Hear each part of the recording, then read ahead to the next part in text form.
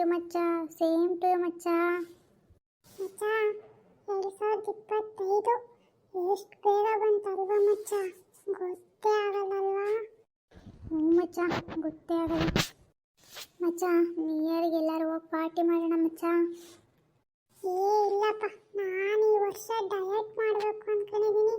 ವ್ಯಾಯಾಮ ಎಲ್ಲ ಮಾಡಿ ಬಾಡಿ ಫಿಟ್ ಆಗಿ ಇಟ್ಕೋಬೇಕು ಅನ್ಕೊಂಡಿದ್ದೀನಪ್ಪ. ನಾನು ಈ ಪಾರ್ಟಿ ಗಿಟ್ಟಿಗೆಲ್ಲ ಬರೋದೇ ಇಲ್ಲಪ್ಪ. ಈ ಸಲ ಅಂತೂ ಮುಂದೆ ಬರಲ್ಲ ನಾನು. ಸರಿ ಬಿಡು ಮಚ್ಚ, ಆಯಿತು. ನಾವೇ ಹೋಗಿ ಮಾಡ್ಕೊತೀವಿ ಪಾರ್ಟಿಯ. ಮಚ್ಚ ಇರು, ಇವತ್ತೊಂದಿನ ಪಾರ್ಟಿ ಮಾಡ್ಕೊಂಡು ಕುತ್ಕೊಂಡು ತಿನ್ಕೊಂಡು ಬರೋಣ. ನಾಳೆಯಿಂದ ನೋಡೋಣ ಮಾಡಿರಾಗುತ್ತೆ ಡಯಟ್.